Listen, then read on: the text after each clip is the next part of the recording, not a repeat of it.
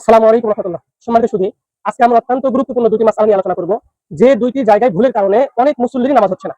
তার ভিতরে প্রথমত হলো যখন আমরা রুকু থেকে উঠি তখন এখানে স্থির হয়ে দাঁড়ানোটা ওয়াজিব। আর দ্বিতীয় নম্বর জায়গা হলো যখন আমরা প্রথম সিজদা থেকে উঠি, ওঠার পরে এখানে স্থির হয়ে বসাটা ওয়াজিব। যদি কোনো ব্যক্তি এই ওয়াজিব ভুলবশত তরক করে ছেড়ে দেয়, তাহলে নামাজের শেষে তাকে সাহু সিজদার মাধ্যমে নামাজ শেষ করতে হবে।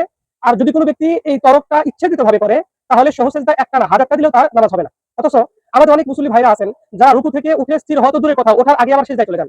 আবার অনেকেই আছেন যারা প্রথম সিজদা থেকে উঠে স্থির হয়ে বসা তো দূরের কথা, বরং ওঠার আগেই আবার সিজদায় চলে যান, যে কারণে সাহু সিজদাও তারা যান না এবং তাদের নামাজও শুদ্ধ হয় না। তো এই ক্ষেত্রে আমরা যদি একটা পন্থা অবলম্বন করি যে রুকু থেকে ওঠার পরে আল্লাহুম্মা রাব্বানা লাকাল হামদ এই দোয়াটা পড়ার পরে, যেহেতু আমি মুক্তাদি, এই দোয়াটা পড়ার পরে যদি আমরা হামদান কাসীরান তাইয়িবান মুবারাকান ফি এবং প্রথম সিজদা থেকে ওঠার পরে স্থির হওয়ার জন্য আমরা যদি আল্লাহুম্মা গফিরলি ওয়ারহামনি ওয়াআফিনি ওয়াহদিনি ওয়ারযুকনি এই জাতীয় বা হাদিসে বর্ণিত এরকম আরো যে সকল দোয়া আছে যদি আমরা আমল করি, তাহলে আমার একটা দোয়ার উপরেও আমল হলো, আবার এই ওয়াজিবটাও আদায় হয়ে গেল, তাহলে আমাদের নামাজটা শুদ্ধ হয়ে গেল।